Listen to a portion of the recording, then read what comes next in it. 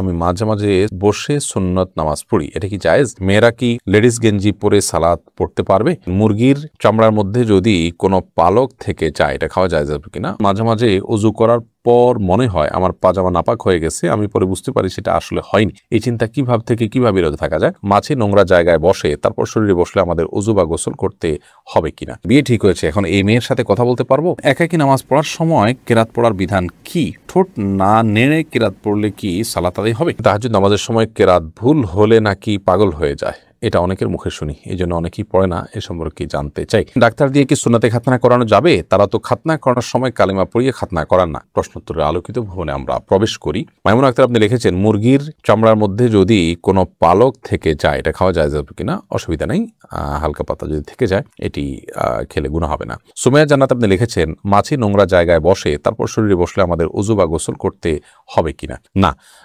মাছি যদি নোংরা জায়গায় বসে, সে নোংরা জায়গায় বসার কারণে তার পায়ে কিছু নোংরা, তার শরীরে কিছু নোংরা লাগে, সেগুলো আমাদের গায়ে আবার বসলো, তাহলে আমাদের শরীরও লাগে, এতে নাপাক হবে কিনা? উত্তর হবে না। কারণ হলো এত অল্প পরিমাণ নাপাক, এটা ফলশ্রুতিতে আমাদের কাপড় বা শরীর নাপাক হবে না, এবং এতটুকু নাপাক থেকে আসলে বেঁচে থাকা আমাদের জন্য কষ্টসাধ্য, যার কারণে এইটুকু নাপাকের কারণে আমাদের শরীর বা কাপড় নাপাক হয়ে যাবে না। সাদা শাহরিয়ার লিখেছেন, মাঝে মাঝে ওযু করার পর মনে হয় আমার পাজামা নাপাক হয়ে গেছে, আমি পরে বুঝতে পারি সেটা আসলে হয়নি। এই চিন্তা থেকে কিভাবে বিরত থাকা যায়? প্রায় যদি এরকম হয় তাহলে এরপর থেকে এটাকে আপনি অ্যাভয়েড করবেন, একদম ড্যাম কেয়ার করে আপনি সালাত আদায় করবেন। এতে আস্তে আস্তে ইনশাআল্লাহ আপনার শয়তান এই সুযোগ আর পাবে না। শয়তান আমাদের মধ্যে অস্থিরতা তৈরি করে এবং এই জাতীয় সংশয়গুলো শয়তান সৃষ্টি করে যাতে করে আমরা ইবাদতে মনোযোগ হারিয়ে ফেলি এবং আমাদের অন্যদিকে মনোযোগ যায়। রিফাত আহমদ সাইম আপনি লিখেছেন, মেয়েরা কি লেডিস গেঞ্জি পরে সালাত পড়তে পারবে? মেয়েরা লেডিস গেঞ্জি পরে সালাত আদায় করতে পারবে, কিন্তু তার উপরে তাকে অবশ্যই অন্য কিছু পরে তার পুরো শরীর ঢাকতে হবে। কারণ এই গেঞ্জিগুলো সাধারণত পর্দার মানে সালাতের জন্য যতটুকু ঢেকে রাখা দরকার সেটার পুরোটা ফিল আপ করতে পারে না। সালাতে একজন নারী তার মুখমণ্ডল এবং দুই হাতের কবজি ছাড়া আর পুরো শরীরকে তিনি ঢেকে রাখবেন, এমনকি চুলগুলো ঢেকে রাখবেন। বিধায় ভেতরে কোন ড্রেস পরছেন এটা ইস্যু না, ইস্যু হলো তা যদি এমন কিছু পয়েন্ট ভেতরে যে এটাতে পুরো শরীর ঢাকা হয় না, তাহলে সেক্ষেত্রে পুরো শরীর ঢাকার জন্য বড় ওড়না আজকাল পাওয়া যায়, নামাজের ওড়না অথবা বড় কোনো কাপড়, চাদর ইত্যাদি দিয়ে তিনি নিজের শরীরকে ঢেকে সালাত আদায় করবেন। ইয়াসির আরাফাত আপনি লিখেছেন, ডাক্তার দিয়ে কি সুন্নাতে খাতনা করানো যাবে? তারা তো খাতনা করানোর সময় কালিমা পড়িয়ে খাতনা করান না।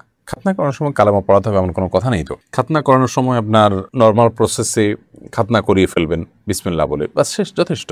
এর মাধ্যমে তার খাতনা হয়ে যাবে। খাতনা করানোর জন্য যে কালেমা পড়াতে হবে আলাদা করে এমনটি কিন্তু বাধ্যবাধকতা নেই, বিধায় ডাক্তারদেরকে দিয়ে খাতনা করানোতে কোনো অসুবিধা নেই। আকলিম আক্তার লিখেছেন, নামাজ কখন পড়া উত্তম? ওয়াক্ত শুরু হলে নাকি আজানের পর? ওয়াক্ত শুরু হলে দ্রুততার সাথে নামাজ পড়া উত্তম, তবে জোহর নামাজ খুব বেশি গরম হলে একটু দেরিতে পড়াটা উত্তম। এমনি মতিউর রহমান মতি আপনি লিখেছেন, বিয়ে ঠিক হয়েছে, এখন এই মেয়ের সাথে কথা বলতে পারবো? না, ঠিক হয়েছে, আপনি তখন কথা বলতে পারবেন না। বিয়ের আগদ হয়ে গেছে, প্রস্তাব সম্মতি হয়েছে দুজন সাক্ষীর সামনে, তারপর আপনি কথা বলতে পারবেন।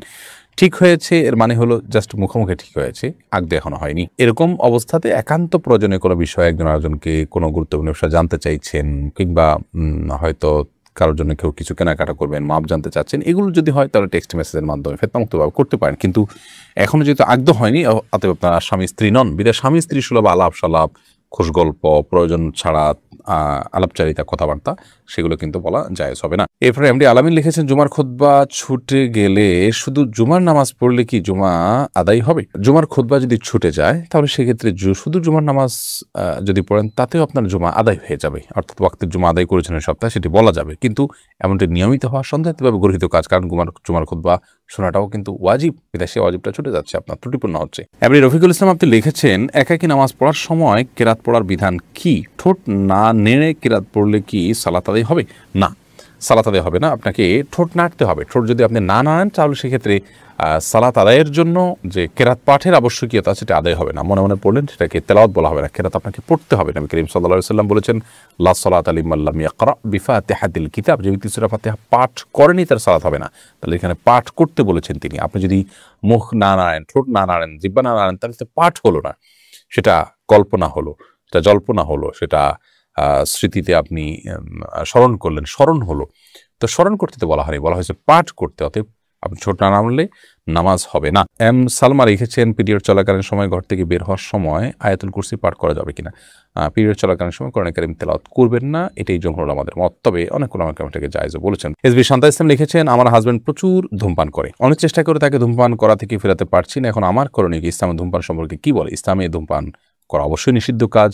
আল্লাহ বলেছেন রাতুল কবিরিকুল্লাহ তাহলুকা, যেটাকে তোমরা মানে ধ্বংসের দিকে ঠেলে দিও না, যেটি ক্ষতিকর হবে আপনার জন্য। আপনি জানেন আপনাকে আস্তে আস্তে মৃত্যুর দিকে নিয়ে যাবে, নানা রকম রোগ বালাইয়ের মধ্যে ফেলবে এবং সেটা বাহ্যিক কোনো উপকারিতা নেই, অপকারিতাই বেশি। তো সেক্ষেত্রে সেটি নিষিদ্ধ, নাজায়েজ, গুনাহের কথা। বিধায় আপনার স্বামীকে আপনি বোঝানোর চেষ্টা করবেন, আল্লাহর ভয় দেখাবেন এবং অন্যদেরকে দিয়ে বোঝাবেন, তার জন্য আল্লাহর কাছে দোয়া করবেন, বিভিন্ন উদ্যোগ আপনি গ্রহণ করবেন। আবিদ হাসান আপনি লিখেছেন, কর্মব্যস্ততার কারণে অনেক সময় ওয়াক্ত মতো নামাজ পড়া সম্ভব হয় না, কিন্তু প্রতিদিনই পরে কাজা আদায় করে নিয়ে এটি গুনাহ হবে? অবশ্যই গুনাহ হবে। নিয়মিত আপনি যদি এটা করেন তাহলে সেটা এক ধরনের অপরাধ, আপনি সালাতকে সমতা আদায় করছেন। আল্লাহ বলেছেন ইন্না সলাতা কানাত আলাল মুমিনিনা কিতাবাম মাওকুতা, নিশ্চয়ই সালাত ইমানদারদের জন্য নির্দিষ্ট সময়ে পড়াটা এটা আল্লাহ তাআলার পক্ষ থেকে অবধারিত ফরজ করা হয়েছে। বিধায় সেই ফরজটাকে অবলীলা প্রতিদিন আপনি লঙ্ঘন করে যাবেন তথাকথিত ব্যস্ততায়, এই ব্যস্ততা আপনার জন্য জায়েজ নয়। আপনার ঈমান ধ্বংস হয়ে, তাকওয়া ধ্বংস হয়ে, আখিরাত এবং জান্নাত ধ্বংস হয়ে যদি দুনিয়ার অনেক কিছু অর্জন হয়, সেই অর্জনটা আপনার কাছে তুচ্ছ, সেটা আপনি গ্রহণ করার কথা নয়। আপনাকে যদি নিঃশ্বাস আটকে রেখে কাজ করতে বলা হয় এবং তার বিনিময়ে আপনাকে অনেক টাকা অফার করে, আপনি নেবেন না, কারণ জানে না থাকলে, জীবনে না থাকলে, বেঁচেই না থাকা গেলে এই টাকা দিয়ে আমি কী করবো। ঠিক একইভাবে নামাজে যদি পড়তে না পারি, আমার আখিরাত পুরোপুরি ধ্বংস হয়ে যায়, তাহলে সেক্ষেত্রে এই ব্যস্ততার কী মানে থাকতে পারে। আপনি আপনার পেশা, আপনার অবস্থান পরিবর্তন করে হলো ওয়াক্ত মতো সালাত আদায় করতে হবে। মাঝে মধ্যে এরকম কি হতে পারে, সে ভিন্ন কথা। মনি তানি আপনি লিখেছেন, অনেকের ধারণা মেয়েরা বাবার ভাইয়ের সম্পত্তি আনলে ভালো হয় না, ইসলাম আইন কি বলে? না, এটা মন গড়া কথা। বাবার ভাইয়ের সম্পত্তি বুঝে নেবেন, এই নেওয়াটাই বরং ভালো। আপনার ভাইরা যাতে গুনাহে লিপ্ত না হয় বন্ধুর হক মেরে, সেজন্য আপনি নিজেরটা বুঝে নেবেন, প্রয়োজনে প্রেশার ক্রিয়েট করে হলো আপনার হক আপনি বুঝে নেবেন। আর যদি তারা দুর্বল থাকে, অভাবী থাকে, তাদেরকে ছাড় দিয়ে আসলে সেটা ভিন্ন বিষয়। বাবার ভাই মেয়েরা নিলে তাদের অকল্যাণ হয়, এটি মূর্খতা সুলভ কথা, কুসংস্কার, এটি কোনো ভিত্তি নেই। আয়েশা সিদ্দিক আপনি লিখেছেন, তাহাজ্জুদ নামাজের সময় কেরাত ভুল হলে নাকি পাগল হয়ে যায়, এটা অনেকের মুখে শুনি, এই জন্য অনেকেই পড়ে না, এ সম্পর্কে জানতে চাই। না, এটা একেবারেই কুসংস্কারাচ্ছন্ন কথা, একদমই ভিত্তিহীন কথা, কোনো ভিত্তি নেই কথা। কেরাতে ভুল হলে কোনো অসুবিধা নেই, কোনো গুনাহ হবে না, পাগল হয়তো প্রশ্নই ওঠে না।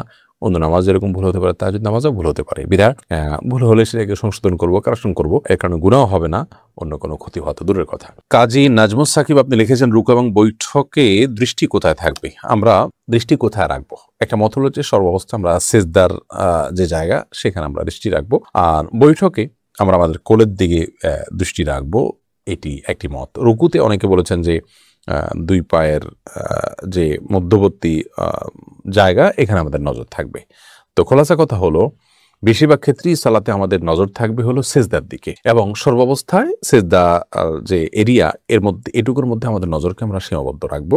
বাকি যখন আমরা বসবো তখন সচরাচর সেজদার দিকে তাকাতে হলে তো আমাদের চোখ উঠাতে হয়, আরেক দিকে তাকাতে হয়, আমরা কোলের দিকে স্বাভাবিকভাবে নজর করব। অর্থাৎ চোখকে অবনত করলে যে জায়গায় নজর আসে সেই সীমানার ভিতরে আমরা নজর রাখার চেষ্টা করব। শিউলি যেমন আপনি লিখেছেন, আমার নাম শিউলি, আমি মাঝে মাঝে বসে সুন্নত নামাজ পড়ি, এটা কি জায়েজ? আপনি যদি সুন্নত নামাজগুলো বসে বসে আদায় করেন কোনো অসুবিধা নেই, কারণ সুন্নত নামাজ এটি এক্সট্রা এবং অতিরিক্ত।